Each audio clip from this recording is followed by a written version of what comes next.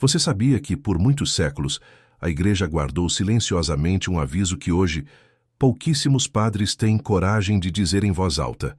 Um aviso que toca em algo que quase todo católico fiel faz sem pensar. Algo que parece santo, algo que parece protetor, e, no entanto, carrega dentro de si um perigo espiritual que o próprio Padre Pio de Pietrelcina tratou com uma seriedade que fazia homens adultos tremerem no confessionário. Ouçam com atenção isto, irmãos e irmãs, porque nos próximos minutos revelarei a vocês 10 coisas sobre o Santo Rosário que foram guardadas por gerações. 10 verdades sobre por que esta bendita corrente de oração deve ser tratada com reverência e entendimento. E lhes prometo que a 10ª e última verdade é o segredo mais devastador de todos.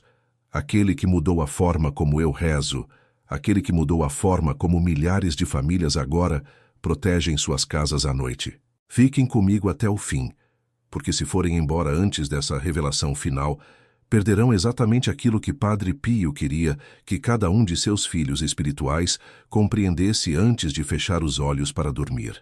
Era o outono do ano de 1947, nos corredores de pedra fria do convento de São Giovanni Rotondo, no alto das montanhas escarpadas da região do Gargano, no sul da Itália.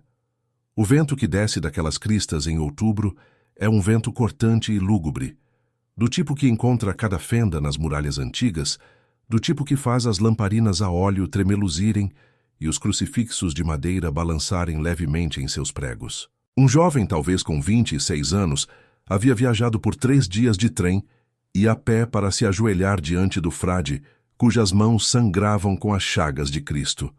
Ele vinha com uma pergunta que o atormentava havia meses, uma pergunta que o roubara do sono, uma pergunta tão simples que ele quase se envergonhava de fazê-la. Ele dormia todas as noites com o rosário de sua avó firmemente enrolado em sua mão, acreditando, como muitos de nós acreditam, que esse ato de devoção o protegeria através da escuridão. E, no entanto, em vez de paz, suas noites haviam se tornado um campo de batalha. Sonhos terríveis, um peso esmagador sobre o peito às 3 da manhã, a sensação de que algo o observava do canto do quarto.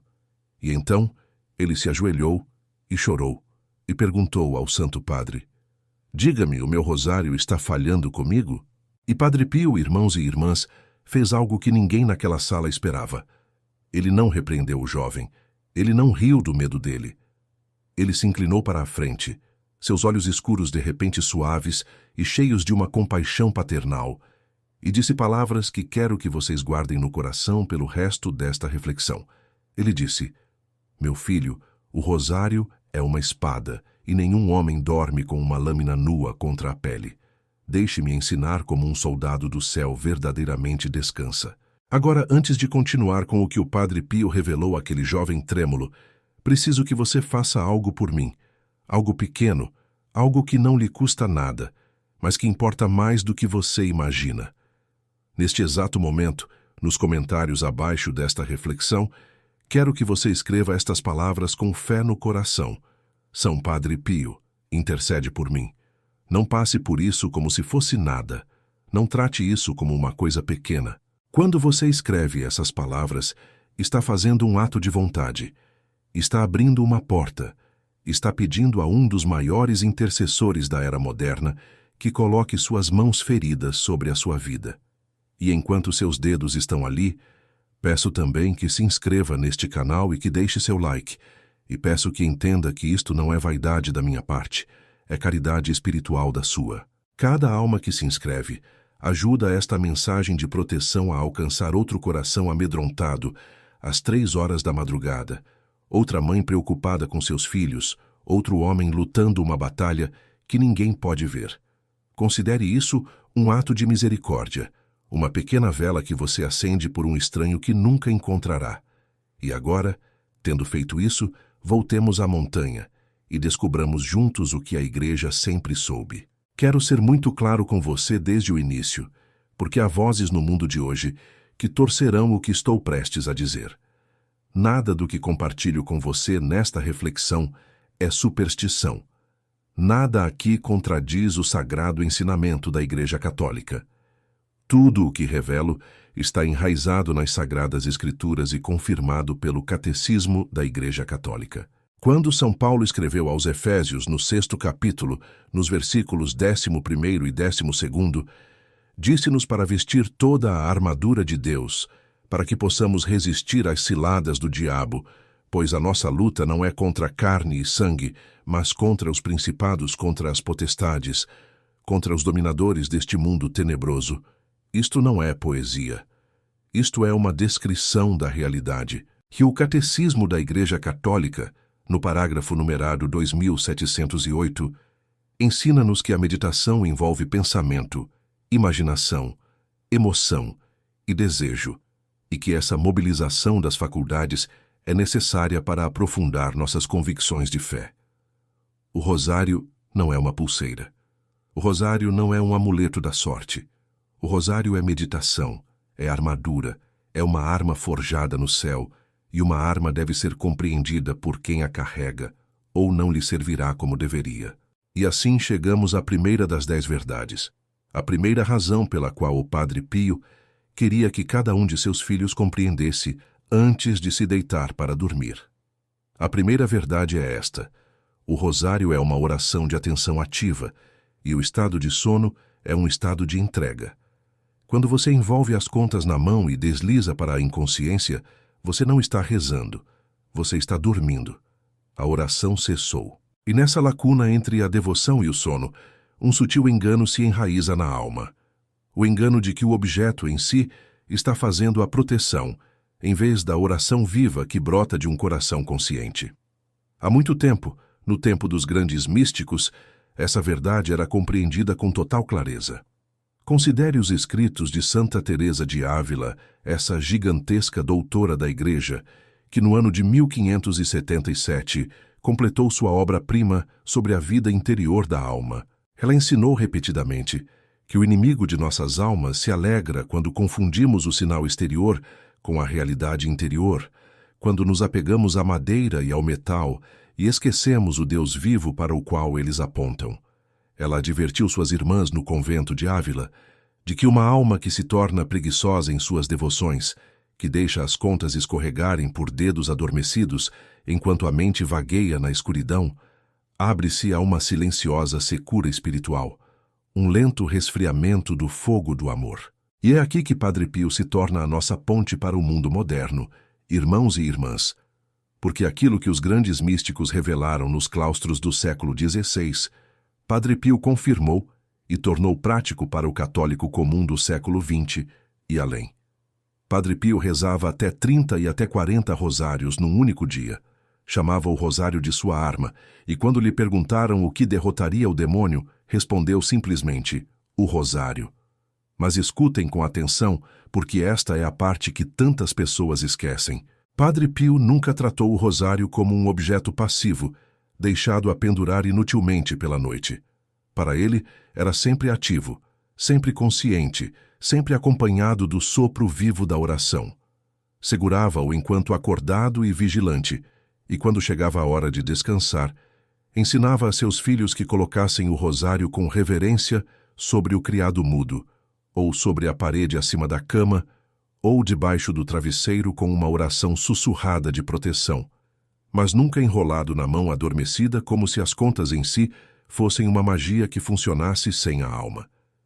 A distinção é tudo. O rosário protege através da oração, não pelo mero contato com a pele. Deixem-me contar sobre uma mulher chamada Margarida, porque a história dela é a prova viva de tudo o que estou dizendo, e porque o sofrimento dela pode ser o sofrimento de vocês também. Margarida tinha 52 anos, era viúva, morava sozinha num pequeno apartamento após a morte do marido de 30 anos. Quando o marido morreu, algo em Margarida se quebrou. As noites se tornaram insuportáveis. Ela ficava acordada na escuridão, o coração acelerado, um suor frio na testa, sentindo como se as próprias paredes estivessem se fechando sobre ela. Começou a experimentar o que só podia descrever como uma presença, um peso no quarto, a sensação de ser observada por algo que lhe desejava mal. Em seu desespero, começou a dormir com o rosário tão apertado em volta do pulso que, pela manhã, encontrava a marca das contas gravada profundamente em sua carne. E ainda assim, o terror crescia. Ainda assim, as noites eram um tormento. Ainda assim, ela acordava às 3 da manhã ofegante, certa de que não estava sozinha. Por 2 anos, irmãos e irmãs, 2 anos inteiros, essa mulher fiel sofreu em silêncio, envergonhada demais para contar ao padre, com medo demais de que ele a julgasse louca, afundando cada vez mais num desespero que começou a roubar até mesmo seu desejo de viver. Ela parou de ir à missa, parou de ligar para os filhos, sentava-se no escuro e esperava por uma paz que nunca chegava, agarrada a uma arma que não sabia usar. E este é o momento, irmãos e irmãs, em que preciso fazer uma pausa e falar diretamente com vocês, porque sei que alguns de vocês, ouvindo a história de Margaret, sentem um arrepio de reconhecimento, a sensação de que não estou descrevendo uma estranha, mas o próprio quarto de vocês, as suas próprias 3 horas da madrugada, a sua própria desesperança silenciosa. O que faltava a Margaret não era fé. O que faltava a Margaret era método. Ela tinha a arma, mas ninguém jamais lhe ensinara a usá-la. E é exatamente por isso que, nestes últimos anos, tantas almas fiéis recorreram a uma obra que reúne as orações exatas, as disciplinas espirituais exatas, o método exato de proteção que o próprio Padre Pio viveu e ensinou a seus filhos espirituais. Existe uma obra intitulada Os 21 Dias com Padre Pio, o método secreto do santo para vencer batalhas espirituais e alcançar milagres. E você encontrará o link para ela no comentário fixado abaixo desta reflexão. Menciono-a aqui neste momento não para lhe vender nada, mas porque seria uma falha de caridade descrever o sofrimento de Margaret e depois ocultar de você a própria ferramenta que o encerra. Os grandes místicos revelaram a verdade, mas Padre Pio transformou essa verdade em um escudo diário, um método prático de proteção para o católico comum que vive em um mundo moderno que agride a alma de maneiras que nossos avós jamais imaginaram. As orações que Padre Pio usava, as disciplinas que praticava, a ordem em que construiu sua defesa contra as trevas, tudo isso foi reunido naquela obra para que nenhuma alma fiel precise sofrer por 2 anos na escuridão, como Margaret sofreu, segurando uma espada que nunca lhe ensinaram a erguer. Guarde isso em seu coração, e voltaremos a Margaret antes do fim, porque a história dela não termina na escuridão, eu prometo. A segunda verdade que Padre Pio desejava que entendêssemos decorre diretamente da primeira, e é esta: a reverência é a linguagem do céu, e a forma como tratamos os objetos sagrados molda a maneira como nossas almas recebem a graça. Pense por um momento em como um soldado trata sua arma. Ele a limpa, cuida dela, guarda-a com disciplina e respeito, porque sabe que sua vida depende dela. Agora pense em como às vezes tratamos o rosário. Nós o enfiamos num bolso junto com as chaves e as moedas. Deixamos que se enrosque numa gaveta. Enrolamo-lo em uma mão adormecida e o esquecemos ali até que caia no chão no meio da noite. Padre Pio ensinava que a maneira como lidamos com os sacramentais benditos da Igreja é em si mesma uma forma de oração, um testemunho daquilo que realmente acreditamos no fundo do coração. Quando colocamos o rosário com reverência sobre uma superfície limpa na cabeceira da cama, quando beijamos o crucifixo antes de dormir, quando fazemos o sinal da cruz e nos confiamos à proteção da bem-aventurada Mãe, com palavras conscientes, estamos realizando um ato de fé que o céu honra. Mas quando tratamos o rosário como um mero objeto para ser usado como joia durante as horas inconscientes, corremos o risco de reduzir a mais santa das orações a uma superstição. E a superstição, irmãos e irmãs, é uma porta pela qual o inimigo adora entrar. As Sagradas Escrituras confirmam esse entendimento no relato da Arca da Aliança, aquele objeto sagrado que o povo de Israel carregava diante de si. No segundo livro de Samuel, no 6º capítulo, lemos sobre um homem chamado Uzá, que estendeu a mão para tocar a arca descuidadamente, e embora sua intenção pudesse parecer boa, a falta de reverência devida trouxe consequências que abalaram toda a nação. A lição não é que Deus seja cruel, irmãos e irmãs. A lição é que as coisas sagradas devem ser abordadas com temor sagrado, com entendimento, com reverência, e nunca com familiaridade descuidada. Santa Teresa de Ávila ensinava às suas monjas que o menor ato de reverência diante de uma imagem ou objeto sagrado era um degrau na escada da humildade, e que a alma que aprende a honrar o sinal aprende também a honrar o Deus por trás do sinal. Padre Pio viveu esse ensinamento em seu próprio corpo, pois não conseguia sequer segurar o crucifixo sem chorar.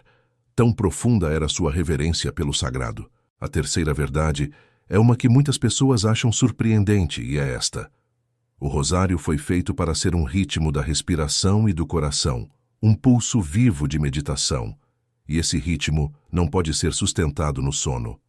Quando Padre Pio rezava o rosário, seus lábios se moviam, sua mente acendia pelos mistérios da vida de Cristo e da Virgem Maria. Todo o seu ser estava engajado em uma conversa com o céu. A Ave Maria não era uma ladainha repetida mecanicamente, era uma carta de amor dita com atenção. Agora considere o que acontece quando tentamos carregar essa oração viva para a inconsciência do sono. O ritmo morre, a meditação cessa, e o que resta é apenas a forma exterior, as contas contra a pele, sem a substância interior que lhes confere poder. Os grandes mestres espirituais da Igreja sempre ensinaram que a oração vocal deve levar à oração mental, e a oração mental à contemplação, uma escada ascendente da alma que exige a participação plena de uma mente desperta. Dormir com o rosário na crença de que ele reza por nós é permanecer para sempre no degrau mais baixo, confundindo a escada com a subida. Deixem-me contar agora sobre um jovem pai chamado Thomas, 34 anos, operário da construção civil, com 2 filhos pequenos e uma esposa que amava de todo o coração. Thomas chegou a compreender essas verdades através de uma temporada de sofrimento que quase destruiu sua família. Desde que se lembrava, Thomas lutava contra uma ansiedade esmagadora que o tomava nas horas mais escuras da noite. Ele a descrevia como uma mão apertando sua garganta, uma voz em sua mente sussurrando que ele era um fracasso, que seus filhos seriam melhores sem ele, que a escuridão se fechava e jamais se dissiparia. Ele havia tentado tudo o que o mundo oferecia.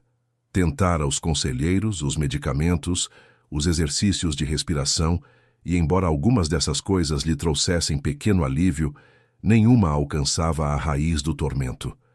E como tantos de nós, em seu desespero, Thomas se voltou para a fé de uma forma sincera, mas sem formação. Ele começou a dormir com um grande rosário estendido sobre o peito, acreditando que, se pudesse mantê-lo perto o bastante do coração durante a noite, a voz sussurrante se calaria. Mas a voz não se calou. Se é que algo aconteceu, irmãos e irmãs, ela se tornou mais alta, mais insistente, mais cruel, até que Thomas se viu deitado acordado todas as noites em um terror frio, fitando o teto, o rosário subindo e descendo com sua respiração assustada, sentindo-se completamente abandonado pelo próprio céu para o qual se voltava. O que Tomé não compreendia, o que ninguém jamais lhe ensinara, era que o inimigo de nossas almas não é derrotado pela presença passiva de um objeto sagrado. O inimigo é derrotado pela oração ativa, consciente, disciplinada, oferecida por uma alma que sabe lutar. Tomé era como um homem que leva um extintor de incêndio para dentro de um prédio em chamas, mas nunca retira o pino, nunca aperta o gatilho, nunca o aponta para as chamas. Ele tinha o instrumento de sua salvação jazendo inútil sobre o peito e não sabia como fazê-lo funcionar. E eu lhes conto esta história porque sei que muitos de vocês são Tomé. Muitos de vocês estão agora deitados, despertos, ou se deitarão esta noite com um objeto sagrado junto ao corpo e um tormento na alma, perguntando-se por que o céu parece tão silencioso. Ouçam-me com clareza, irmãos e irmãs. O céu não está silencioso. O céu está esperando que vocês peguem a arma e aprendam a usá-la. A quarta verdade toca em algo que Padre Pio compreendeu com uma profundidade que poucos em seu tempo conseguiam igualar. E é esta: As horas de sono são precisamente as horas em que a alma está mais vulnerável e, portanto, elas exigem não menos preparação, mas mais. Há uma sabedoria antiga na igreja, irmãos e irmãs, de que os assaltos espirituais mais sombrios vêm nas horas mais profundas da noite, nesse intervalo misterioso entre a meia-noite e a primeira luz da aurora. Os místicos o chamavam de a hora do lobo.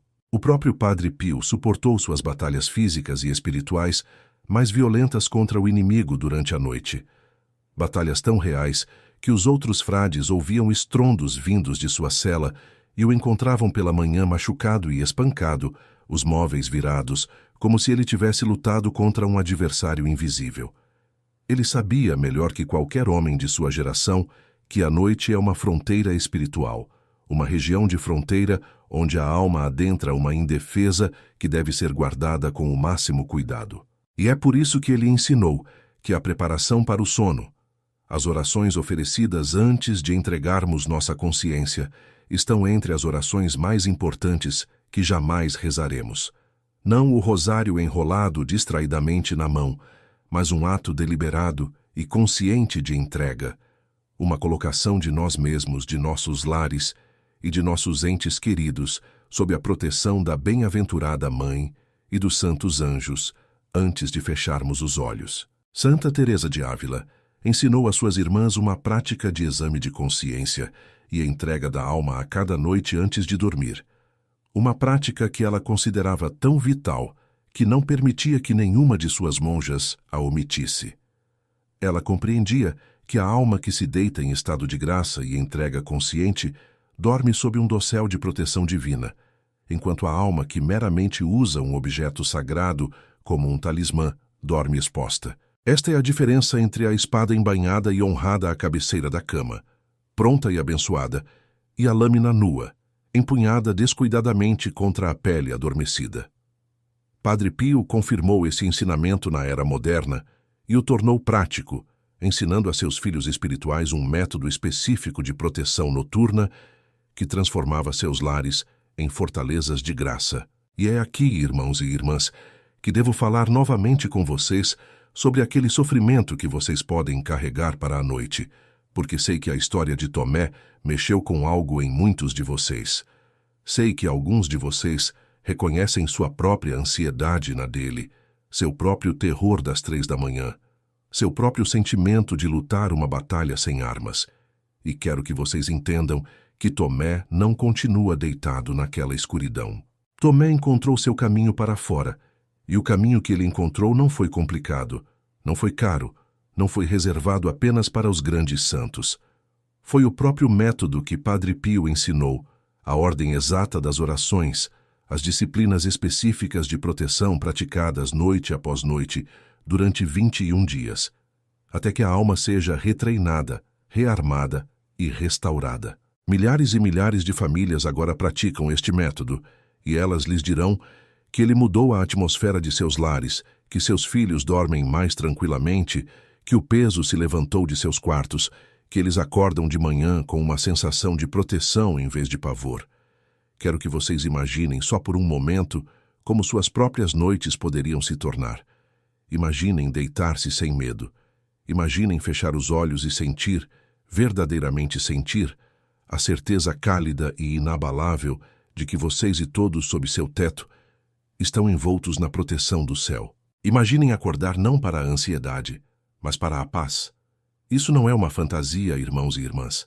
Essa é a herança que Padre Pio desejou deixar a cada um de seus filhos, e ela foi reunida, oração por oração e disciplina por disciplina, na obra chamada Os 21 Dias com Padre Pio, cujo link os espera no comentário fixado. A mesma ansiedade que atormentou Tomé, a mesma escuridão que perseguiu Margarida, tem um remédio, e esse remédio não é um objeto passivo, mas um método vivo de oração que vocês podem começar nesta mesma noite. A quinta verdade é um aviso que os padres mais velhos costumavam falar em voz baixa, e é esta: a prática de dormir com o rosário pode, em certas almas, tornar-se uma forma sutil de preguiça espiritual, que substitui a devoção genuína por uma falsa sensação de segurança. Pensem cuidadosamente sobre isso, irmãos e irmãs, porque é uma armadilha que apanha até os corações mais sinceros. Quando uma pessoa começa a acreditar que simplesmente usar o rosário durante a noite é suficiente, que o objeto em si fará o trabalho de proteção, essa pessoa muitas vezes para de fazer o trabalho mais difícil e mais essencial da oração consciente. Por que se ajoelhar e rezar o rosário completo com atenção, sussurra o tentador, quando você pode simplesmente enrolá-lo no pulso e ir dormir? Por que examinar sua consciência? Por que entregar sua alma? Por que se engajar no trabalho árduo da meditação, quando as contas contra sua pele cuidarão de tudo por você? E assim, pouco a pouco, a alma se torna preguiçosa. O fogo vivo da devoção é substituído por uma superstição fria e mecânica.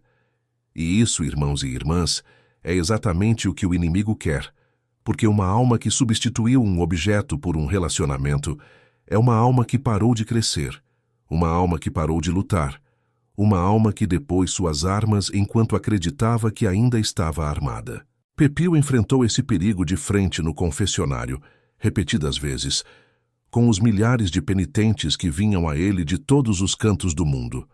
Ele conseguia enxergar suas almas com uma clareza sobrenatural e frequentemente dizia a um penitente, com impressionante franqueza, que sua devoção havia esfriado, que eles estavam apenas cumprindo ritos, que haviam permitido que sua vida de oração se tornasse uma série de hábitos vazios e não uma conversa viva com Deus.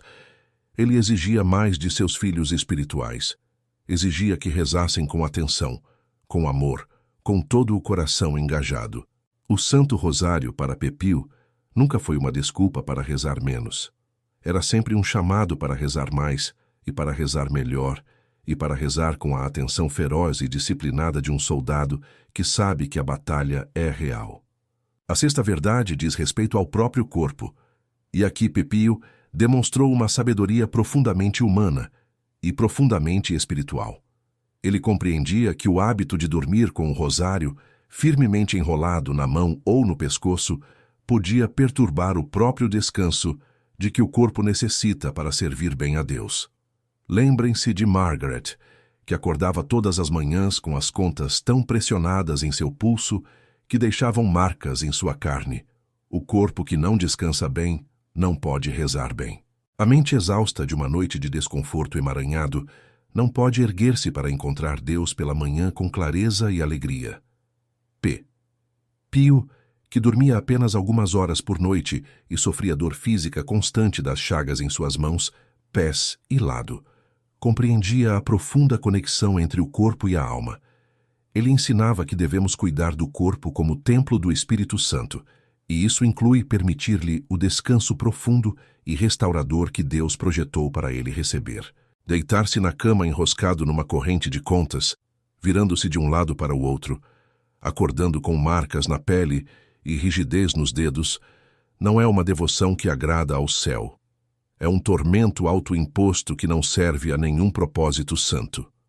Muito melhor, ensinava ele, é preparar a alma com oração consciente, colocar o Santo Rosário com reverência na cabeceira da cama e então permitir ao corpo o descanso honesto de que precisa para levantar-se e servir por mais um dia. As próprias Sagradas Escrituras afirmam a bondade do sono reparador para a alma fiel. No 4º Salmo, no 8º versículo, lemos: Em paz me deito e logo adormeço, porque só Tu, Senhor, me fazes viver em segurança. Observem as palavras, irmãos e irmãs. Em paz.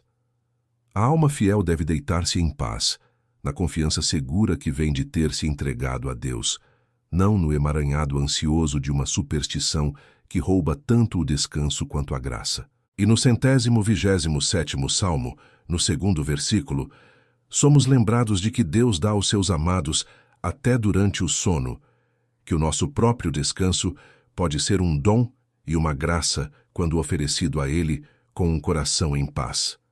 Esta é a paz que Pepio desejava para cada um de seus filhos, a paz de uma alma devidamente ordenada, devidamente preparada e devidamente confiada antes de fechar os olhos. A 7ª verdade alcança o próprio coração do que o rosário deve ser, e é esta: O rosário é uma escola de meditação sobre a vida de Cristo, e uma escola exige um aluno que esteja presente e atento. Cada mistério do rosário é uma janela para a vida de Nosso Senhor e de sua Mãe Santíssima. Os mistérios gozosos nos levam à Anunciação, à Visitação, à humilde manjedoura de Belém. Os mistérios dolorosos nos conduzem pela agonia no horto, a flagelação, a coroação de espinhos, a subida ao Calvário e a própria crucificação. Os mistérios gloriosos nos elevam à ressurreição, à ascensão, à descida do Espírito Santo e à coroação da Mãe Santíssima como Rainha dos céus. E os mistérios luminosos iluminam o ministério público de Nosso Senhor, desde o seu batismo até a instituição da Santíssima Eucaristia. Cada um desses mistérios é uma meditação, um lugar onde a alma deve demorar-se, ponderar, entrar nos eventos da salvação com a imaginação e o coração plenamente engajados. É isto que o catecismo quer dizer quando fala em mobilizar pensamento, imaginação, emoção e desejo. Esta é a oração como os grandes místicos a conheceram. A oração que transforma a alma ao imergi-la nos mistérios de Deus. E agora vocês podem ver, irmãos e irmãs, por que a prática de dormir com o rosário, se isso se torna um substituto para essa meditação, é uma perda tão profunda. Quem dorme abandonou a escola. Quem enrola as contas em torno de uma mão adormecida saiu da sala de aula do céu e deixou as maiores lições por aprender. Padre Pio chorava sobre os mistérios do rosário. Quando rezava os mistérios dolorosos, ele entrava tão profundamente na paixão de Nosso Senhor que as feridas em suas próprias mãos às vezes sangravam mais livremente. É isto que o rosário deveria ser, uma participação viva nos mistérios da salvação, e nunca pode ser reduzido a um objeto passivo usado durante as horas inconscientes sem perder aquilo mesmo que o torna santo. Deixem-me contar agora sobre uma mulher chamada Elizabeth, porque a história dela mostra o outro lado desta verdade, o lado da esperança, da transformação e da vitória. Elizabeth tinha 47 anos e durante a maior parte de sua vida adulta lutara contra um vazio profundo e corrosivo, uma aridez espiritual que fazia a oração parecer um falar no vazio. Fora criada católica, frequentava a missa, possuía vários rosários bonitos e, no entanto, não sentia nada. Sua fé se tornara um conjunto de hábitos externos sem fogo interior. E como tantas pessoas em sua situação, ela desenvolvera o hábito de dormir com o rosário, dizendo a si mesma que ao menos assim estaria perto de Deus durante a noite, embora suas orações durante a vigília lhe parecessem vazias e frias. Durante anos, irmãos e irmãs, Elizabeth viveu nesse estado cinzento e sem alegria, cumprindo os ritos, usando as contas e sentindo-se cada vez mais distante do Deus que ansiava conhecer. Começou a duvidar se alguma vez realmente acreditara. Começou a temer que sua fé não passasse de um hábito de infância, uma ilusão confortável, sem substância alguma por trás. E esse medo, essa lenta erosão de sua vida espiritual, era mais doloroso para ela do que qualquer tormento dramático, porque era a dor silenciosa de uma alma que sente estar sendo deixada para trás, esquecida, não amada pelo próprio céu a que se dirige. O que mudou tudo para Elizabeth foi a descoberta de que ela vinha segurando a arma ao contrário, de que havia confundido o objeto com o encontro, de que todos aqueles anos de dormir com o terço haviam sido um substituto para a própria meditação que poderia ter incendiado sua alma. Quando enfim aprendeu a rezar o terço com atenção, a entrar em cada mistério, a pronunciar cada Ave Maria como uma palavra viva de amor, a preparar sua alma cada noite com entrega consciente, em vez de contato passivo, tudo começou a mudar. A aridez se dissipou, o vazio se preencheu. O hábito frio tornou-se um relacionamento vivo e cálido, e Elizabeth descobriu, para seu espanto, que a paz que perseguia há décadas a esperava o tempo todo, do outro lado de uma única compreensão crucial. O terço deve ser rezado, não meramente usado.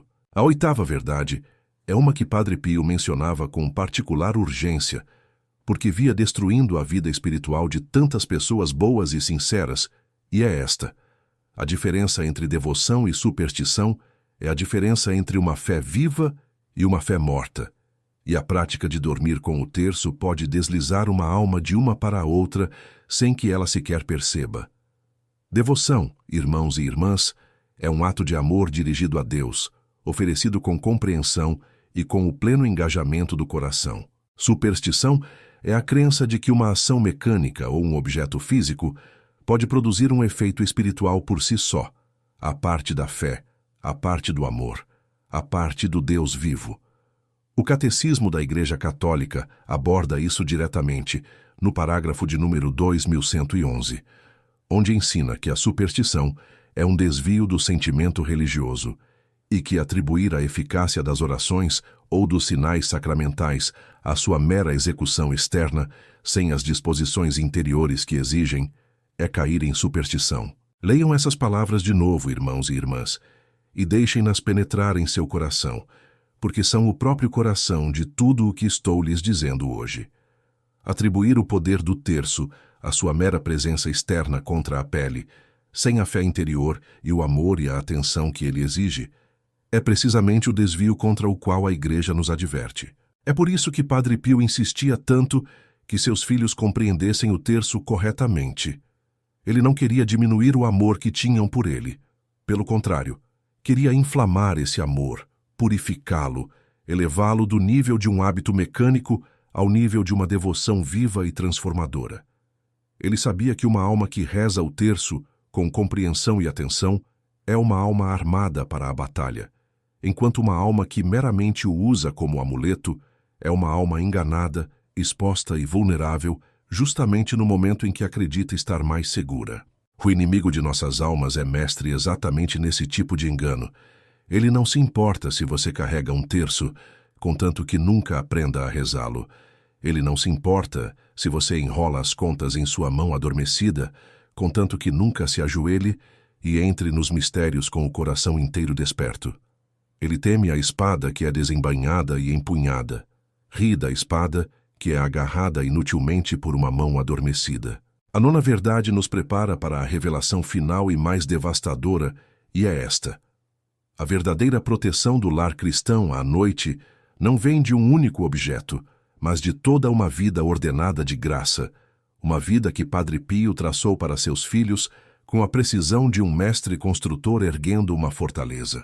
Ele ensinou que o lar deve ser consagrado, que as imagens sagradas devem receber seu lugar de honra, que o dia deve ser encerrado com um ato deliberado de oração em família, que a alma deve ser examinada e confiada, que a Mãe Santíssima deve ser invocada como rainha e protetora do lar, e que os santos anjos devem ser chamados pelo nome para montar guarda durante as horas de escuridão. O rosário tem seu lugar nessa vida ordenada, um lugar de grande honra, mas não substitui o todo. Ele é um pilar em uma grande catedral de proteção, e um pilar isolado, por mais forte que seja, não pode sustentar o telhado sozinho. Padre Pio entendia que o mundo moderno, com todo o seu barulho e sua confusão e seus ataques sutis à fé, exige uma disciplina de proteção completa e diária, um escudo que se renova toda noite e toda manhã, um ritmo de graça que envolve a alma e a família, como as muralhas de uma fortaleza envolvem uma cidade. E preciso lhes dizer, irmãos e irmãs, antes de chegarmos àquela verdade final e mais devastadora, que esse método completo de proteção, essa vida toda ordenada de graça que Padre Pio ensinou, não é algo que vocês precisam construir sozinhos através de anos de tentativa e erro, como a pobre Margaret Thomas e Elizabeth um dia fizeram. Penso agora em uma família de que ouvi falar.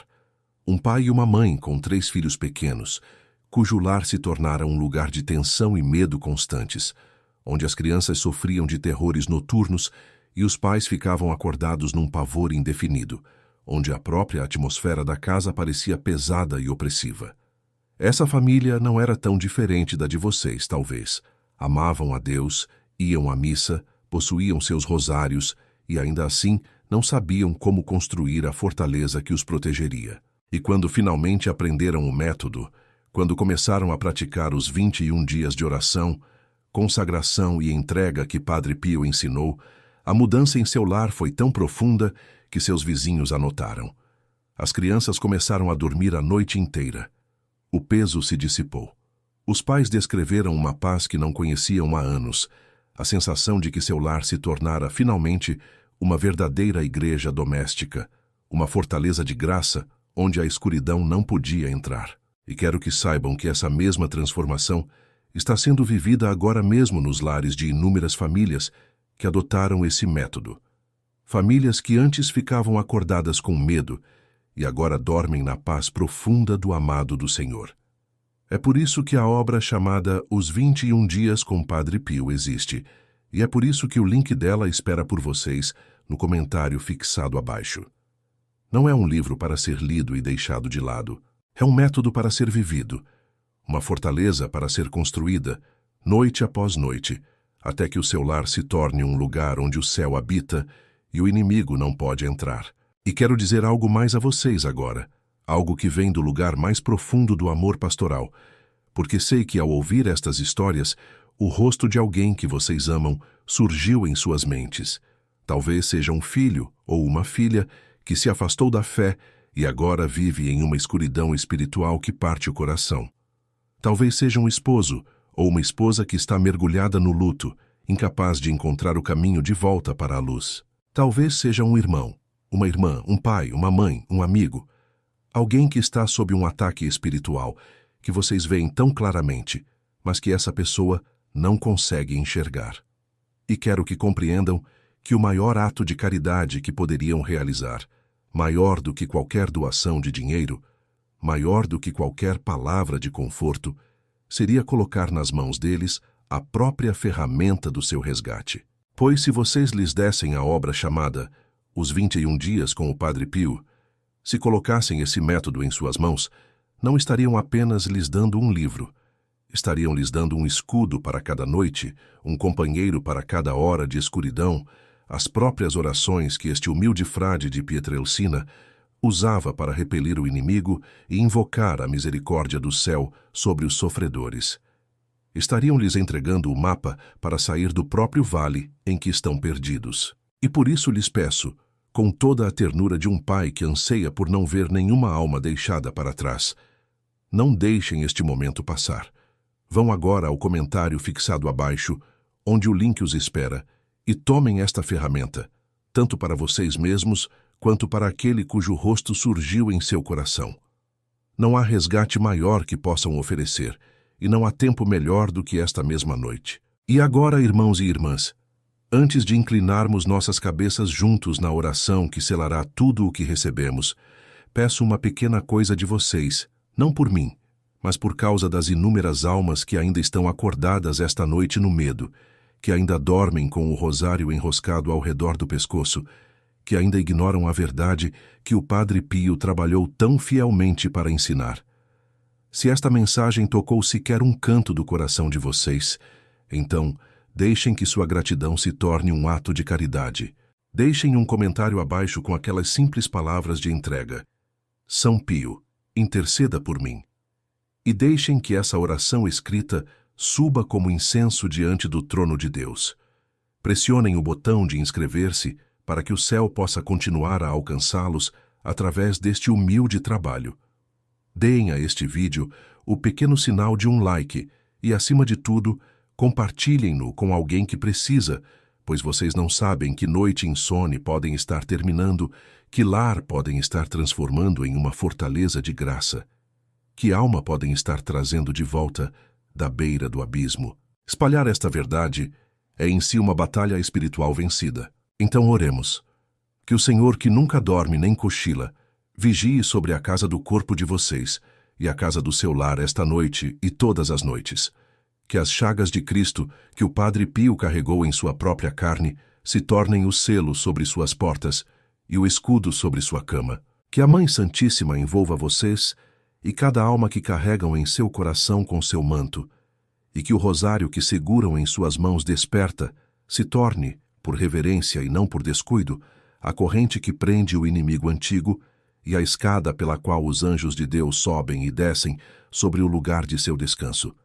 Vão agora em paz, durmam como os amados do Senhor e levantem-se amanhã não no medo, mas na confiança inabalável de quem sabe a quem pertence. Em nome do Pai e do Filho e do Espírito Santo sejam abençoados e que nunca mais se deitem nas trevas, mas sempre na luz que nenhuma noite jamais poderá vencer. Amém. Você sabia que existem almas neste exato momento, mais próximas de você do que sua própria respiração, que estão silenciosamente implorando por aquela única coisa que só você pode lhes dar? Você sabia que a Igreja, em sua mais profunda sabedoria, guarda há séculos o conhecimento de como as almas santas do purgatório atravessam o véu para tocar os vivos e que pouquíssimos professores hoje ousam falar disso abertamente?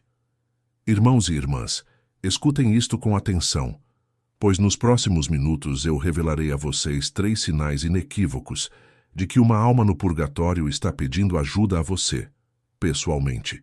Não a um estranho, a você. E eu lhes prometo, quando chegarmos ao 3º sinal, o mais devastador e o mais consolador de todos, vocês nunca mais ignorarão as pequenas coisas estranhas e santas que acontecem nos cantos silenciosos de suas vidas. Esta revelação foi confirmada em carne por um dos maiores místicos que o mundo moderno já conheceu, um humilde frade de uma pequena cidade italiana, um homem que carregou as chagas de Cristo em suas próprias mãos por 50 anos, São Padre Pio de Pietrelcina. E o que ele viu, o que ele ouviu, o que ele tocou com seus próprios dedos trêmulos foi tão extraordinário que a própria Igreja agiu com cautela, verificando, examinando e finalmente confirmando que os mortos realmente vêm pedir misericórdia aos vivos. Deixe-me levá-lo de volta. Deixe-me levá-lo a um corredor de pedra fria do convento de San Giovanni Rotondo, na região montanhosa do sul da Itália, no ano de 1922. Imagine comigo. É noite profunda, talvez 2 ou 3 horas da madrugada, aquela hora em que o mundo inteiro parece prender a respiração. O vento se move pelo campanário, baixo e lúgubre, e os corredores do convento estão escuros, exceto por uma única lamparina a óleo bruxuleando em algum lugar distante.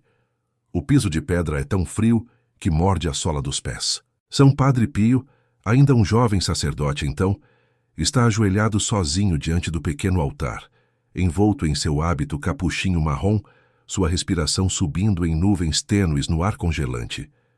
E então ele ouve um som. O som de alguém se movendo perto da lareira no extremo oposto da sala, o crepitar das toras, o suave raspão de uma mão ajustando a madeira. Ele ergue a cabeça. Não está sozinho. Um jovem frade está ali, cuidando do fogo, o rosto parcialmente virado. Padre Pio, pensando que um de seus irmãos havia se levantado cedo, chama suavemente e pergunta quem está ali e o que está fazendo a tal hora. E a figura se vira.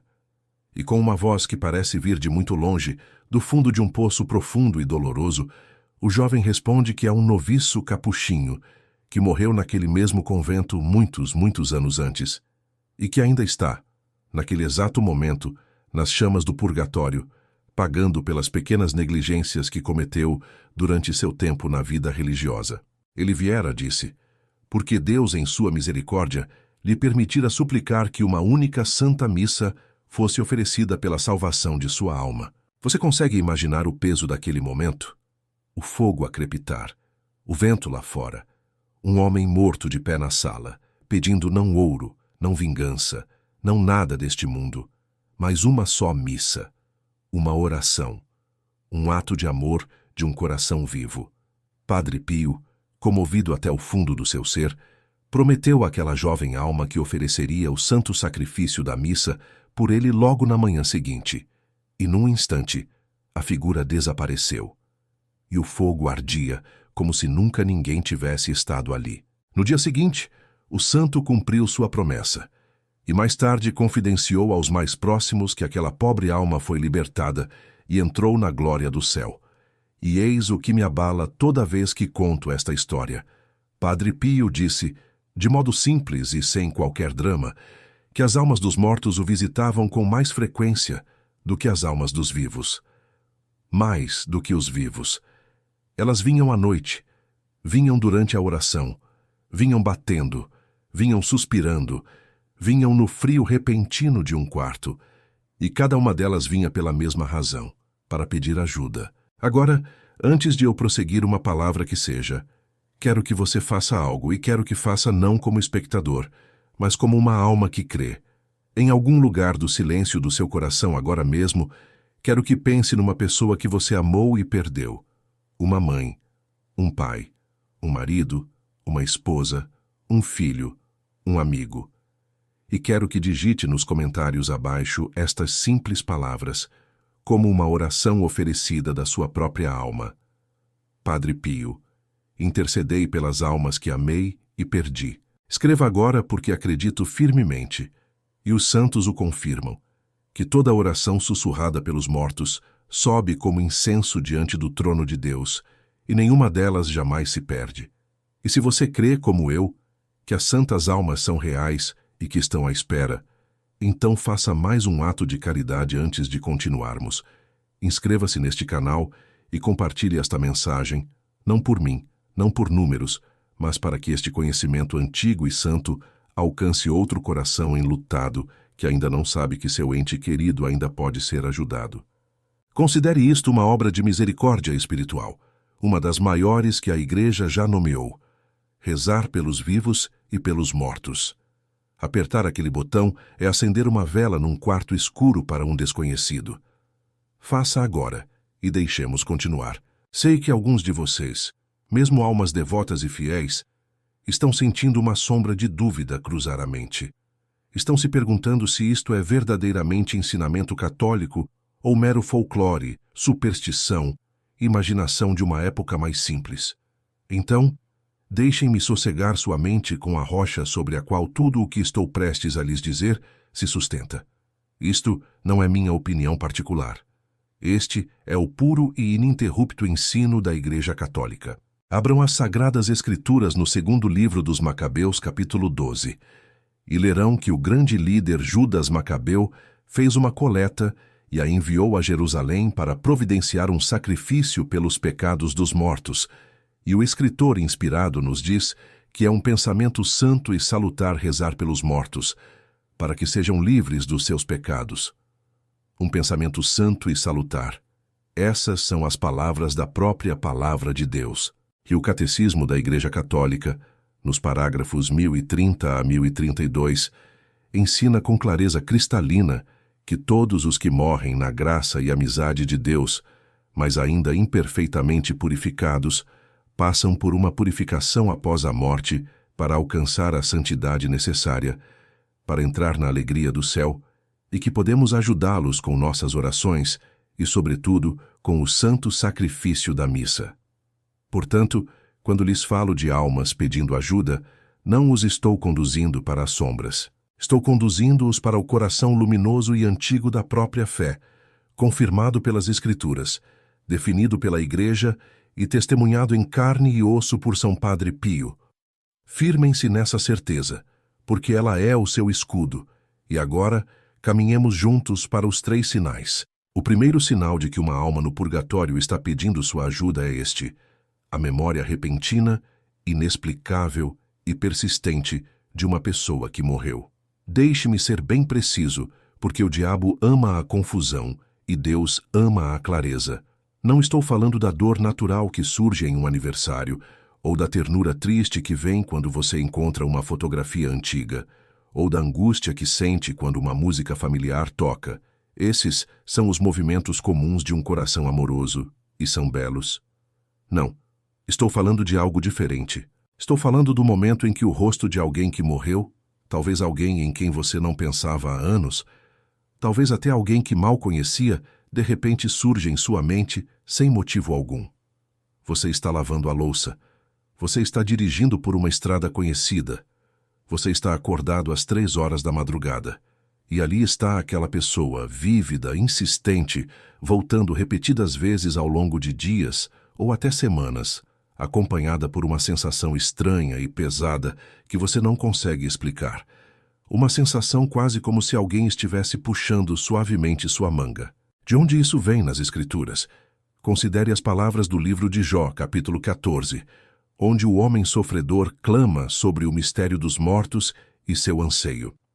Considere como as Sagradas Escrituras repetidamente apresentam os mortos não como aqueles que desapareceram no nada, mas como aqueles que esperam que são reunidos ao seu povo, que ainda existem na mão de Deus.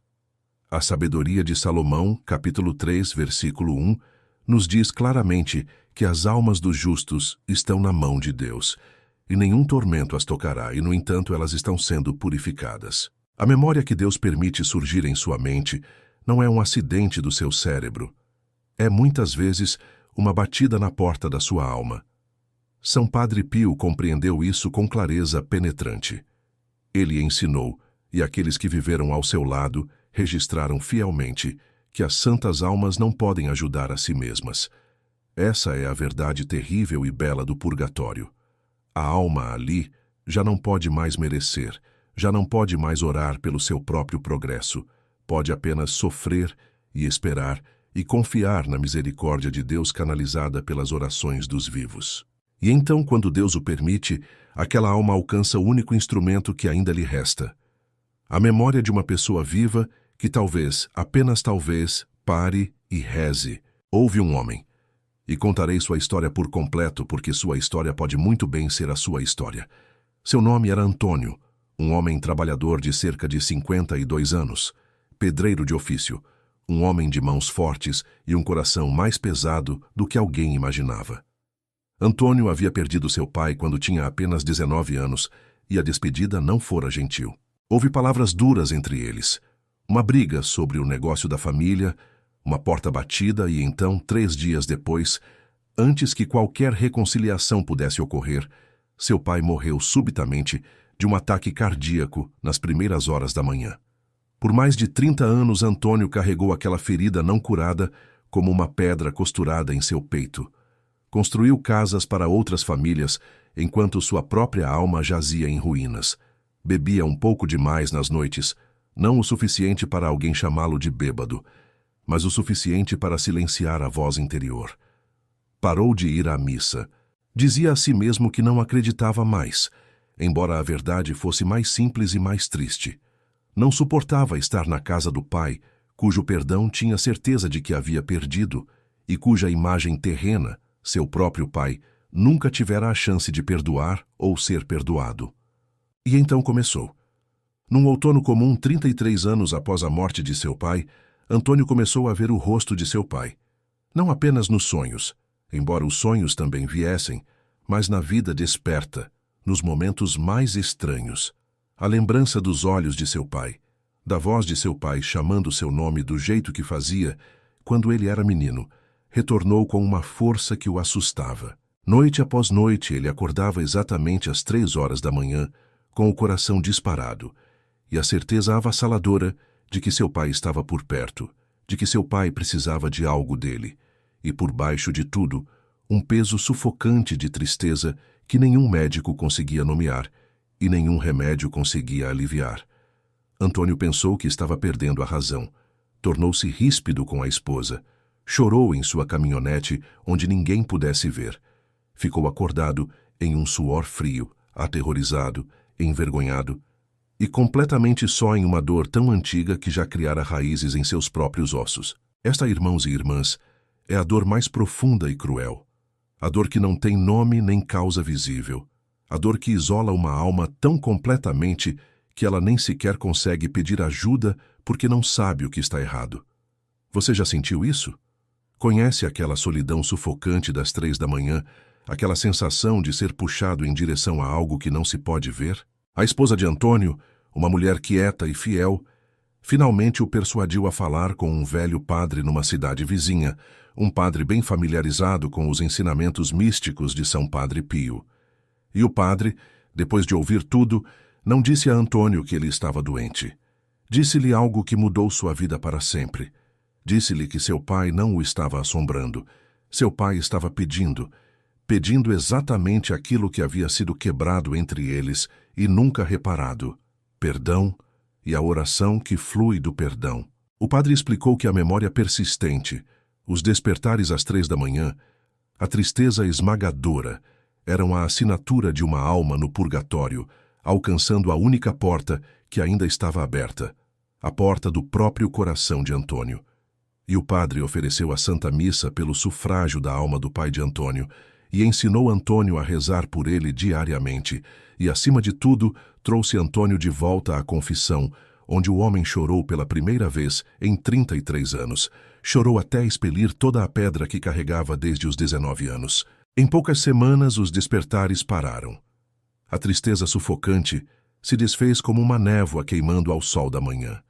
E em seu lugar veio uma paz tão profunda, tão desconhecida, que Antônio chorou novamente, desta vez de alegria, porque sabia, simplesmente sabia, que seu pai estava livre e que os dois finalmente haviam se reconciliado através da própria fronteira da morte. Agora quero fazer uma pausa aqui, porque a história de Antônio revela algo que o santo entendeu melhor do que quase qualquer pessoa que já viveu. Não bastava para Antônio apenas sentir pena, não bastava ter uma vaga boa intenção. O que libertou seu pai e o que libertou o próprio Antônio foi um método, orações específicas, uma disciplina diária, as armas espirituais exatas que a Igreja sempre possuiu, mas que tão poucos católicos hoje em dia aprendem a empunhar. E é aqui que São Padre Pio deixa de ser apenas uma testemunha do mundo das almas santas e se torna nosso mestre para a batalha que enfrentamos agora, nesta era moderna. Porque o santo não apenas via as almas e as compadecia. Ele lutava por elas. Ele travava guerra por elas. Ele desenvolveu, ao longo de 50 anos de combate espiritual incessante, um método prático de oração e proteção diárias, um ritmo de intercessão tão poderoso que ele afirmava ter esvaziado porções inteiras do purgatório através dele. E eis o que me fere com relação aos nossos tempos, irmãos e irmãs. Vivemos uma era de barulho, de ansiedade, de ataque espiritual disfarçado de estresse comum, uma era em que o inimigo das nossas almas trabalha 24 horas por dia para nos manter distraídos, exaustos e esquecidos dos mortos que dependem de nós. A alma moderna precisa de um escudo diário, uma armadura diária, e a maioria dos católicos jamais aprendeu a vesti-la. É precisamente por essa razão que as orações exatas, o método diário exato que São Padre Pio usava para proteger a própria alma e invadir as portas do purgatório pelos outros, foram reunidos, fiel e respeitosamente, em uma única obra guiada intitulada The 21 Days with Padre Pio, The Saint's Secret Method to Win Spiritual Battles and Achieve Miracles. E você encontrará o link para ela esperando por você no comentário fixado abaixo deste vídeo. Não menciono isso para lhe vender nada. Menciono porque vi almas demais, como Antônio, sofrerem por décadas sem jamais saber que as ferramentas da sua libertação estavam ao alcance das mãos o tempo todo. Esta obra não é um livro para ser lido uma vez e deixado de lado. É uma arma espiritual, um escudo diário para você e uma escada de resgate para as almas que você ama e que já morreram.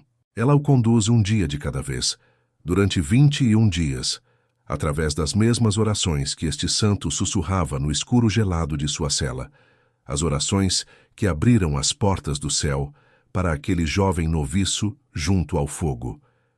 Se a história de Antônio despertou algo em você, se você sente aquela pontada de uma memória que não vai embora, saiba que a resposta não é ter medo. A resposta é estar armado.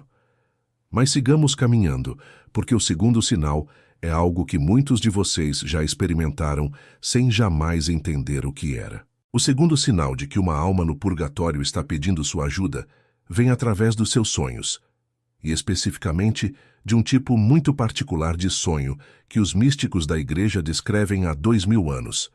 Mais uma vez, preciso ser preciso, porque nem todo sonho com um ente querido falecido é uma mensagem do além.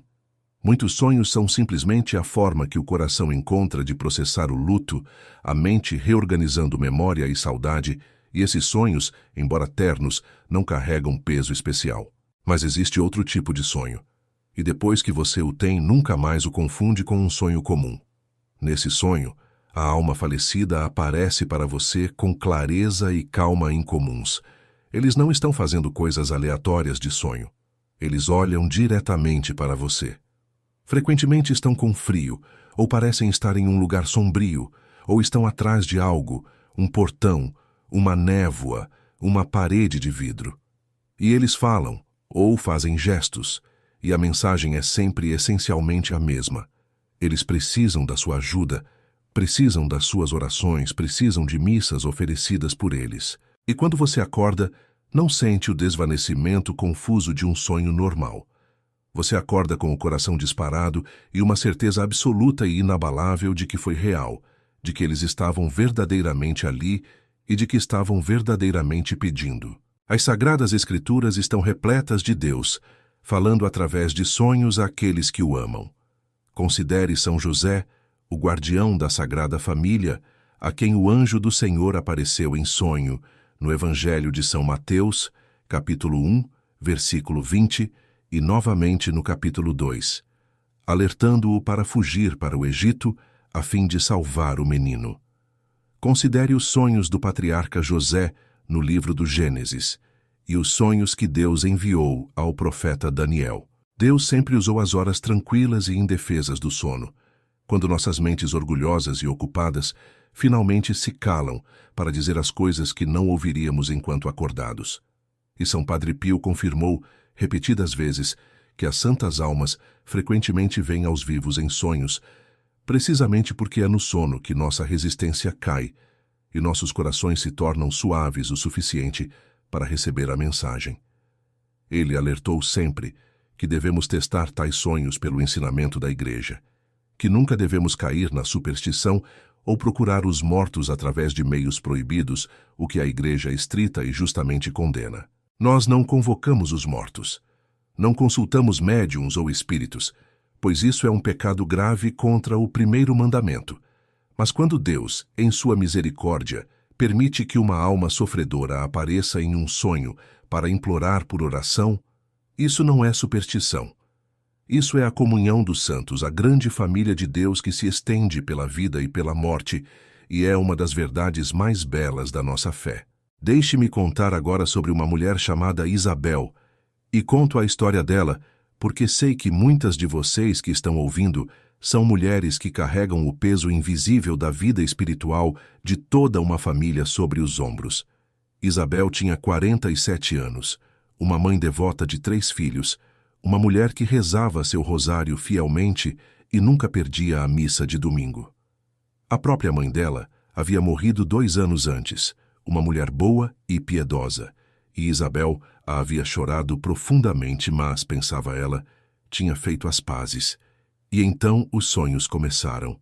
Não sonhos ternos, perturbadores. Noite após noite, a mãe de Isabel aparecia para ela em pé num lugar cinzento e enevoado, usando o vestido simples com que havia sido enterrada, os braços estendidos, o rosto cheio de uma tristeza tão profunda que Isabel acordava chorando. Sua mãe nunca falava uma palavra nesses sonhos. Ela apenas olhava para Isabel com aqueles olhos tristes e suplicantes e apontava repetidas vezes para algo que Isabel nunca conseguia ver direito. Isabel acordava cada manhã exausta, ansiosa, os nervos desgastados como fio de linha. Começou a temer o sono. Ficava acordada por horas, o coração acelerado, tomada por uma ansiedade que não conseguia explicar nem controlar, uma ansiedade que a seguia para a luz do dia e envenenava sua alegria com os próprios filhos, a própria casa, a própria vida. Este é o tormento oculto que muitos de vocês conhecem intimamente. A ansiedade que não tem causa razoável, o pavor que se acomoda sobre o seu peito na escuridão, o cansaço de uma alma que sente que está sendo chamada para algo, mas não consegue entender o que. Isabel foi ao médico. Deram-lhe algo para ajudá-la a dormir. Não parou os sonhos. Só a fez sentir-se entorpecida e vazia. Ela começou a se perguntar se sua fé tinha sido uma ilusão, se Deus a havia abandonado, se ela estava simplesmente, silenciosamente enlouquecendo. Ela parou de contar ao marido sobre os sonhos porque via a preocupação em seus olhos. Ela carregou sozinha esse tormento esmagador, isolante, noturno, até que uma tarde, no fim de suas forças, ela se ajoelhou diante de uma imagem de Nossa Senhora em sua igreja paroquial e simplesmente se desfez, soluçando, implorando a Deus que lhe dissesse o que estava acontecendo com ela. E foi ali, naquele momento quebrado e indefeso, que uma paroquiana idosa, uma mulher já na casa dos 80, que tinha vivido muito, sentou-se ao lado dela e perguntou gentilmente o que havia de errado. E quando Isabel desabafou toda a história dos sonhos, a anciã não pareceu assustada nem desdenhosa. Ela sorriu com lágrimas nos olhos e disse: "Minha filha, sua mãe não está te atormentando. Sua mãe está te pedindo. Ela está no purgatório e está pedindo à própria filha as orações que só você pode dar. Você sente o peso disso? Você se reconhece em Isabel? Porque se você é uma das inúmeras almas que já ficou acordada à noite, tomada por uma ansiedade que não consegue nomear, visitada por sonhos que a deixam abalada e implorando por paz, então ouça-me com muita clareza. Você pode não estar quebrada. Você pode não estar doente. Você pode ser escolhida. Você pode ser o coração vivo que uma alma no purgatório está desesperadamente tentando alcançar. E a ansiedade, a insônia, o pavor, podem não ser nada mais do que a dor desse chamado não respondido, pressionando seu espírito. A anciã ensinou exatamente o que fazer a Isabel, e é o mesmo método que Santo Padre Pio ensinou aos seus próprios filhos espirituais. Ela ensinou Isabel a mandar celebrar missas pela alma de sua mãe. Ela ensinou-a a rezar uma oração específica diária de intercessão pelas santas almas antes de dormir, envolvendo a si mesma e sua mãe na proteção do precioso sangue de Cristo. Ela ensinou-a a transformar o próprio sono em uma oferta. E dentro de 9 dias, os sonhos tristes mudaram. A mãe de Isabel apareceu uma última vez, mas agora estava vestida de luz radiante, sorrindo, seus braços não mais estendidos em súplica, mas erguidos em bênção, e ela falou finalmente uma única frase: "Obrigada, minha filha, estou em casa." E Isabel acordou, não em lágrimas de tristeza, mas em uma enchente de paz tão total, tão cálida, tão completa, que ela disse que todo o quarto parecia cheio do perfume de rosas, e a partir daquela noite sua ansiedade desapareceu, completamente desapareceu, substituída por uma serenidade que ela não conhecia desde criança. Quero que você se sente por um momento na paz de Isabel, porque acredito de todo o coração que Deus quer essa mesma paz para você. Imagine. Imagine se deitar à noite e, em vez de pavor, sentir um escudo se fechar ao seu redor. Imagine seu sono se tornando não um campo de batalha, mas um santuário, um lugar onde você descansa na proteção de Cristo e oferece seu descanso como um presente pelas almas que você ama. Imagine acordar não exausto, mas renovado, envolto na certeza de que você é amparado, de que seus entes queridos estão sendo ajudados, de que você está fazendo o trabalho santo e salutar que a própria Escritura ordena. Isso não é fantasia. Este é o fruto ordinário do método extraordinário que milhares e milhares de famílias já fizeram o coração de suas vidas diárias. Quando lhe digo que as orações que Isabel aprendeu e o tesouro muito maior de orações que o próprio Santo Padre Pio usava foram reunidos nessa mesma obra guiada, The 21 Days with Padre Pio, cujo link espera por você no comentário fixado, digo-lhe como um pai que quer que seus filhos durmam em paz. Já ouvi de tantas almas que descreveram o exato tormento que Isabel sofreu, a ansiedade sem nome, o sono interrompido, os sonhos que não paravam, e que encontraram, através dessa simples disciplina diária de 21 dias, que a paz de Isabel se tornou a paz delas, que seus lares foram preenchidos com uma nova serenidade, que suas noites se tornaram tranquilas, e que finalmente entenderam que não estavam enlouquecendo, estavam sendo chamadas, e agora, por fim, sabiam como responder. Se você sentiu o que Isabel sentiu, então já sabe que a paz vale mais do que qualquer coisa que o dinheiro possa comprar. E as ferramentas dessa paz estão mais perto do que você pensa. Mas espere, porque o terceiro sinal é aquele que lhe prometi, o mais devastador e o mais consolador de todos, e estamos quase lá. Antes de revelar o terceiro sinal, preciso construir em você o fundamento para entendê-lo, porque é o mais poderoso dos três e também o mais fácil de passar despercebido. O terceiro sinal não vem através da sua memória e não vem através dos seus sonhos. O terceiro sinal vem através do próprio mundo físico, através de eventos e sinais e intervenções inconfundíveis na realidade desperta, sólida e ordinária da sua vida diária. Este é o sinal que o Santo Padre Pio testemunhou de forma mais dramática de todas, e é o sinal que leva até mesmo os céticos endurecidos a cair de joelhos. Deixe-me primeiro dar a você o fundamento bíblico, porque nunca peço que acredite em algo que não esteja enraizado na palavra de Deus. Ao longo da Sagrada Escritura, Deus confirma sua presença e suas mensagens através de sinais tangíveis no mundo criado. Pense na sarça ardente que não se consumia, que Moisés viu no livro do Êxodo, capítulo 3.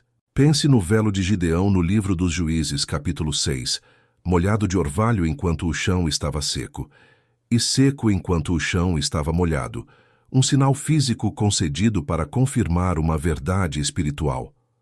Deus não é uma abstração distante. Ele é Senhor tanto da matéria quanto do espírito e permite que as almas santas, quando serve ao seu propósito amoroso, deixem sua marca no mundo físico para que os vivos não possam deixar de entender. Santo Padre Pio vivenciou isso de maneiras documentadas e impressionantes. Há o famoso relato, atestado por seus confrades, dos sons que enchiam o convento, batidas, chocalhos, o vendaval que passava por salas fechadas e com janelas trancadas, o movimento súbito de objetos, tudo o que o santo calmamente identificava, não como obra de demônios, mas como as santas almas manifestando sua presença, implorando por oração. Há o relato da marca de mão queimada, uma alma que apareceu a uma pessoa santa, permitida por Deus a deixar sobre uma superfície de madeira, ou um pano a impressão chamuscada de sua mão, um testemunho físico da realidade do fogo purificador, uma marca que podia ser vista e tocada. Padre Pio falava das almas que chegavam com tanta frequência e presença tangível que um visitante certa vez lhe perguntou se ele nunca sentia medo, e o santo respondeu que já se acostumara tanto às visitas que elas lhe eram tão familiares quanto os irmãos com quem vivia. Os mortos, insistia ele, são mais reais do que imaginamos, e lhes é permitido, na misericórdia de Deus, alcançar nosso mundo de maneiras que descartamos apenas porque esquecemos como enxergar. Então, como é esse terceiro sinal na sua vida, na vida de uma pessoa comum que não é um santo estigmatizado? É assim. São as luzes da sua casa piscando no exato momento em que você pensava no seu ente querido falecido, e não uma vez, mas num padrão que o perturba. É uma fotografia caindo de uma estante, ou um objeto específico, um terço, um anel, um livro, aparecendo onde não deveria. É o relógio da sua casa, ou o relógio de pulso, parando na hora exata da morte do seu ente querido. É um pássaro branco ou uma pomba, aparecendo na sua janela no aniversário de uma partida e permanecendo lá, observando, de um modo que nenhuma criatura selvagem normalmente faz.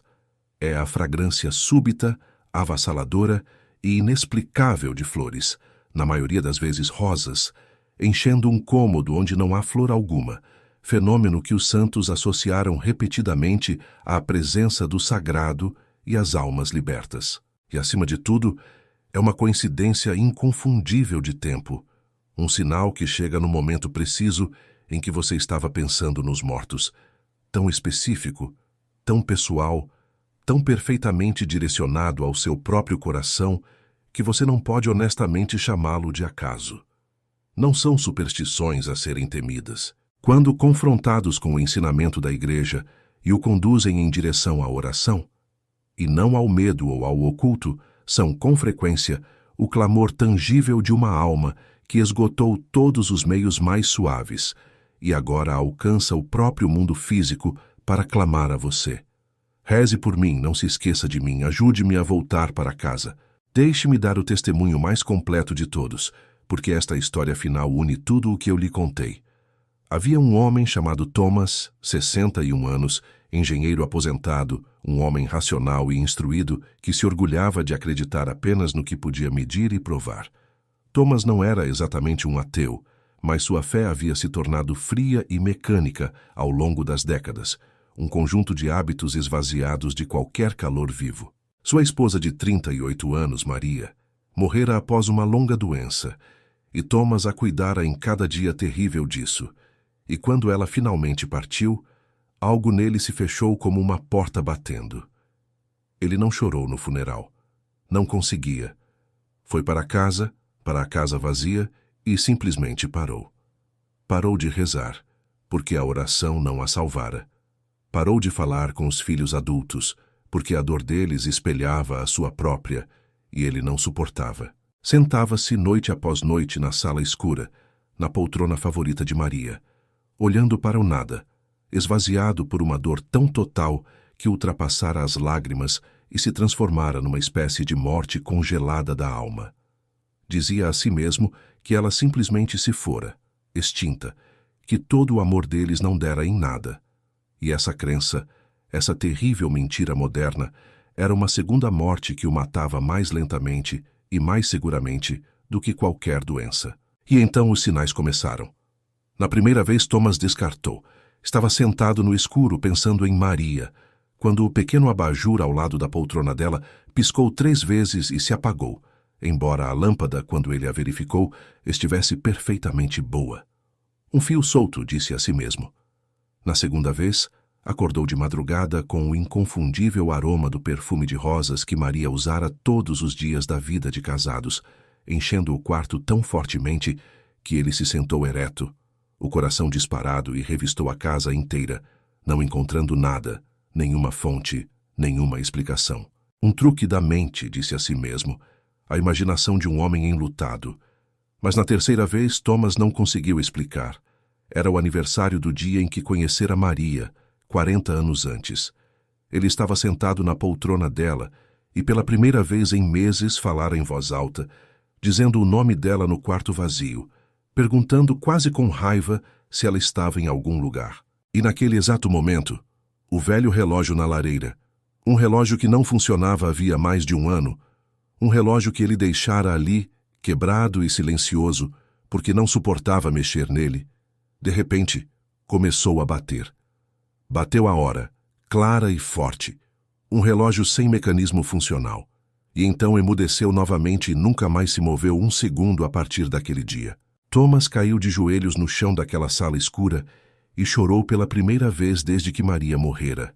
Chorou até não conseguir respirar, porque naquele badalar impossível ele ouvira, com uma certeza que despedaçou cada muro que construíra, a voz de sua esposa lhe dizendo que ela não se fora, que ainda existia e que precisava dele. Mas aqui está a parte da história de Tomás, que mais preciso que você ouça, porque contém a lição mais profunda de todas.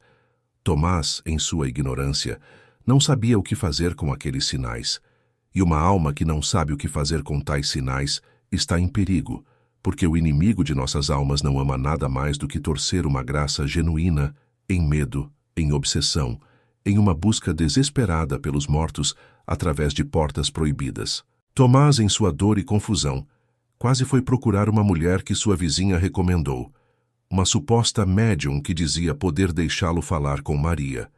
Ele estava a um telefonema desse erro grave e perigoso, e foi apenas pela providência de Deus que sua filha, alarmada com a mudança nele, trouxe à sua casa um velho padre, um homem sábio e gentil, imerso na espiritualidade de São Padre Pio, que se sentou com Tomás durante uma noite inteira e lhe explicou a verdade. O padre lhe disse que os sinais de Maria eram reais, que Deus os havia permitido, mas que não eram um convite para procurá-la através de médiuns, o que é um pecado que põe a alma em perigo e pode abrir portas para espíritos enganadores. Eram, em vez disso, um pedido pela única coisa de que Maria realmente precisava: as orações de seu marido, o santo sacrifício da missa oferecido pelo descanso de sua alma e o retorno do próprio Tomás à fé viva que ele havia abandonado. Maria não estava pedindo para conversar com Tomás. Ela estava pedindo para ser ajudada a voltar para casa. E ela estava pedindo, ao fazer isso, para trazer seu marido teimoso, enlutado e descrente junto com ela. Você vê agora? Você vê como a misericórdia de Deus age? Os mesmos sinais que uma alma envia para implorar por nossa ajuda são, ao mesmo tempo, a mão que Deus estende para nos salvar.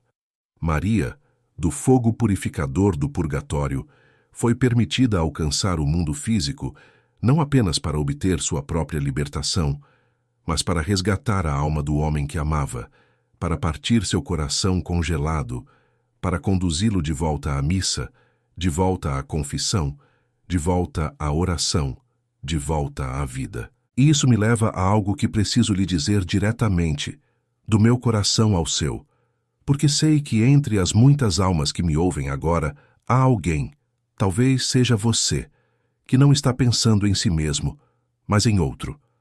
Alguém que você ama, que se afastou da fé. Um filho que já não acredita. Um irmão perdido na dor que fechou a porta como Tomás fez. Um pai ou uma mãe que está sob algum forte ataque espiritual, afundando, isolado, inalcançável por qualquer palavra que você possa dizer. Você orou por eles. Você chorou por eles. E você se sentiu totalmente impotente para salvá-los. Quero que você entenda que o maior ato de amor que poderia realizar por uma alma dessas não é discutir com ela, não é suplicar, não é se desgastar tentando convencê-la. É lutar por ela na guerra invisível, de joelhos, com as exatas armas espirituais que os santos nos legaram. É oferecer por ela as orações diárias de proteção e intercessão que São Padre Pio usava para proteger seus próprios filhos espirituais e para assaltar as portas do céu pelas almas a ele confiadas. É por isso que o trabalho guiado que mencionei, os 21 dias com o Padre Pio, o método secreto do santo para vencer batalhas espirituais e alcançar milagres, existe, e porque o link dele está esperando por você agora no comentário fixado abaixo. Não peço que você o obtenha apenas para si. Peço que considere obtê-lo como um ato de resgate por aquele que você ama e que não pode orar por si mesmo, pelo familiar que está perdido, ou de luto, ou sob ataque, ou paralisado como Tomé, em uma dor que se tornou uma morte lenta da alma. Assumir essas orações em nome deles é talvez a maior obra de caridade que você jamais realizará, maior do que qualquer presente que você pudesse embrulhar, porque alcança além do corpo e adentra o destino eterno de uma alma. É um escudo que você pode segurar sobre eles, quando eles não o seguram sobre si mesmos. É a escada que você pode descer até o poço onde eles se sentam na escuridão. E é, ao mesmo tempo, a armadura que protegerá seu próprio coração através da longa batalha de amar alguém que perdeu o caminho. Portanto, não deixe que este ensinamento se torne mais uma coisa bonita que você ouviu e depois esqueceu ao cair da noite. Lembre-se da promessa que fiz a você no início, que ao final de nosso tempo juntos, você saberia os 3 sinais pelos quais uma alma no purgatório clama por sua ajuda e saberia exatamente o que fazer quando os reconhecesse. Você os conhece agora. Você conhece a súbita e repetida lembrança de alguém que morreu, chegando sem ser convidada no silêncio do seu dia. Você conhece o sonho inquieto e o peso que se instala no coração sem causa terrena. E você conhece o terceiro e mais penetrante sinal, o impulso interior para orar na mesma hora em que uma alma está mais perto da libertação, o sussurro que não é pensamento seu, mas um pedido vestido de silêncio. Estes não são superstições, irmãos e irmãs. São os mecanismos ternos da comunhão dos santos, a família de Deus alcançando através do véu, e agora que você pode lê-los, não pode mais dizer que não sabia. Uma alma pode estar esperando por você esta noite. Se esta mensagem abriu seus olhos, então faça a pequena coisa que não custa nada e significa tudo. Deixe um comentário abaixo com as palavras: Almas santas do purgatório, rogai por nós e deixai-me orar por vós, para que esta oração se eleve de milhares de corações de uma só vez e para que a mão misteriosa de Deus a leve até o estranho enlutado que mais precisa dela neste momento. Aperte o botão de inscrever-se, não por mim, mas como um ato de caridade espiritual, para que estes ensinamentos esquecidos da Igreja sejam levados a lares que nunca os ouviram. Dê um like nesta mensagem para que ela seja colocada diante dos olhos de alguém que nesta mesma noite está sendo visitado por uma alma que amou e não entende por quê. Compartilhe com a única pessoa cujo rosto veio à sua mente enquanto eu falava, porque isso também não foi acidente. E pegue o link que espera por você no comentário fixado abaixo, os 21 dias com o Padre Pio, e deixe que essas exatas orações se tornem o escudo para você e a escada para as almas que você carrega. Lembra-te, pois, da grande e consoladora verdade que transforma todo este medo em esperança. As almas que resgatas do purgatório não se esquecem de ti. Tornam-se tuas mais devotadas intercessoras diante do trono de Deus, uma legião de amigos gratos que rezam pelo dia da tua própria partida, para que a misericórdia que derramaste sobre elas retorne a ti centuplicada na hora em que mais precisares. O que fizeres por elas esta noite, elas farão por ti às portas da eternidade. Essa é a aritmética eterna do amor, e nenhuma caridade que jamais praticares será tão ricamente recompensada. Vai, pois, em paz. Que o Senhor te abençoe e te guarde, que Ele faça resplandecer sobre ti a sua face, que Ele livre do fogo purificador toda a alma que já amaste e as conduza à luz da sua presença, e que Ele te conte um dia entre os santos que rezaram. Em nome do Pai e do Filho e do Espírito Santo. Amém. Até nos encontrarmos de novo, continua rezando pelas santas almas, pois elas já estão rezando por ti.